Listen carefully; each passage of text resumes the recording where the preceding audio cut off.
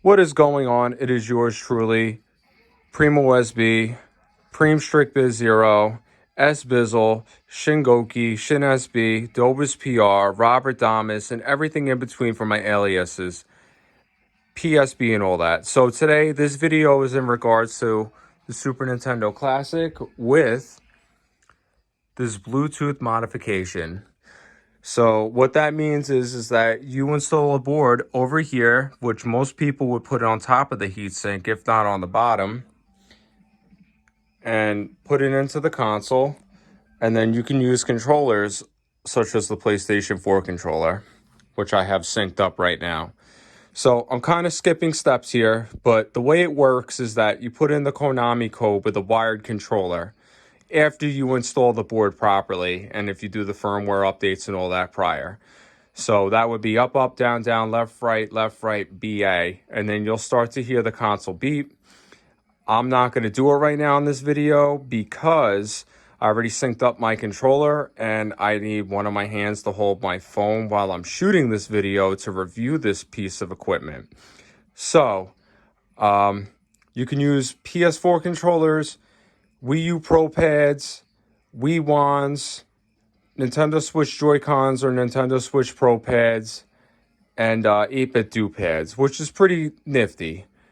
My experiences with the Wii Pro pad, well, the Wii U Pro pad, my apologies, pretty much no latency, but you can't use the R button. My experiences with the PlayStation 4 controller, which I'll demonstrate in a moment, there's a little bit of latency. I would play RPGs with it if you want to do it with PS4. And I'm on the latest firmware version, which is 1.3, currently in August of 2021. Even though it says the last firmware update was from 2019, 1.2. I don't know what 1.3 does. I would imagine that it would be a better firmware solution as opposed to the previous versions that were released prior. But the Wii U Pro Pad is sick, besides the fact that you can't use an R shoulder, whether it would be RZ or R.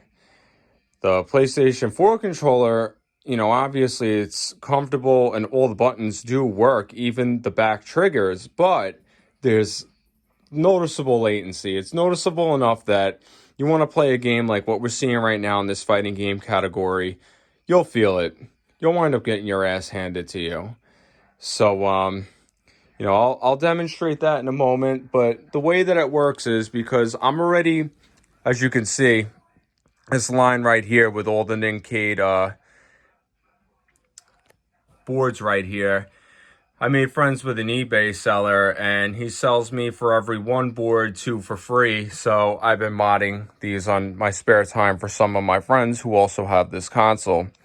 So what you would do is you would take one of these boards, comes with a screwdriver, comes with double stick tape, stickers, for cosmetics if you want to put on your console, your computer, or whatever, and the board. And you take the double stick tape. I would recommend wiping this down, this heatsink, with some kind of alcohol or like hand sanitizer off of a rag or something, just to make sure that it's going to be a clean and like non-dusted connection for the double stick tape to be applied. Then you put the first board, I'd say like right here. Second board, you could put it here, but the problem is that it's going to be a pain in the ass if you're trying to do a firmware update between the two boards. So what I've seen the few to none YouTubers that have also reviewed this product is they take the second board and they put it down here.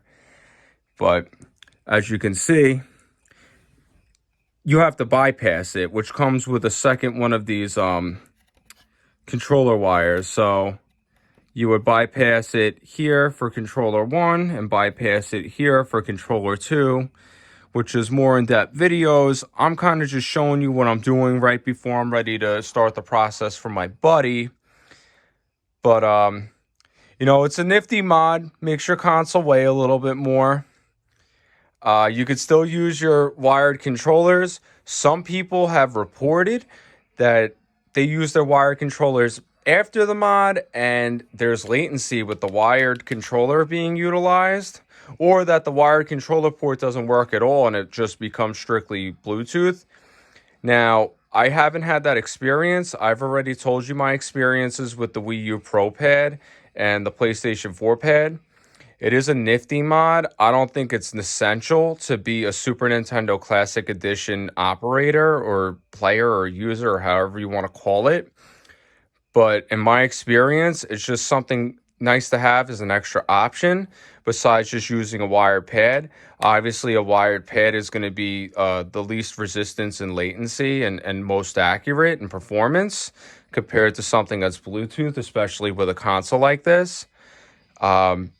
But yeah, that's pretty much it. You know, you put the one board here. The other board you could either put here or underneath or put both boards underneath. I think it's a little excessive to do that for a console like this. And, you know, just so you could see. That's the front and that's the back. Isn't that some funny shit? You know, and then I got my pads here. That's my friend's. And then I'll just show you off my Super Nintendo Classic Edition music mod really quick, which is Street Fighter Alpha 3 Seek No Escape, or the final battle theme from the game. Which, if you guys really know me, I really love that game. It's one of my top 5 games of all time. But yeah, let me just put the volume up. If it'll let me.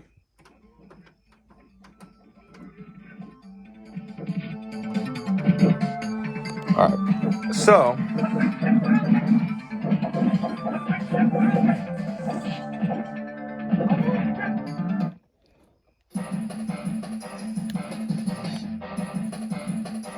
that's my mod for the music.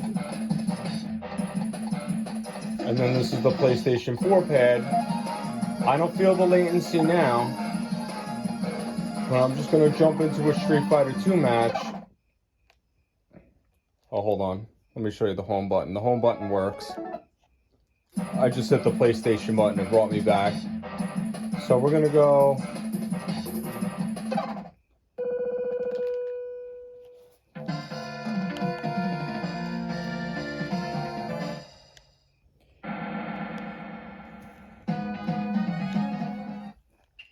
Round 1, fight! I'm playing Street Fighter 2 Black Belt.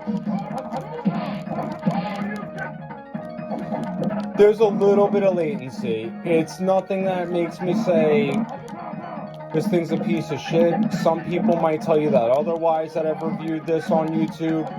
This is my experience. In a game like this, I can get away with a little bit of latency.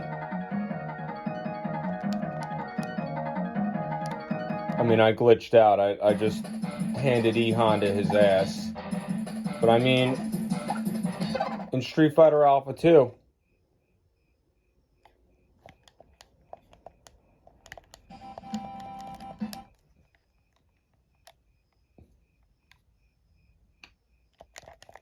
Sakura.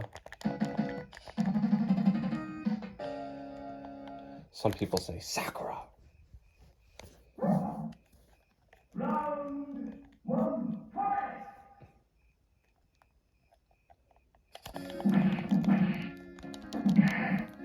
I mean, obviously, because this phone is in between me, I'm gonna play a little cheap. But I mean, you can see it works. It's really cool. These are way more affordable now. If you're spending more than $33, $34, you're getting ripped off today in 2021 when these came out in 2018, 2017. But, you know, that's pretty much the mod. I did my review here because I haven't seen enough YouTube videos that actually reviewed it. At least to my liking. I feel like a lot of the videos that are available are very uninformative.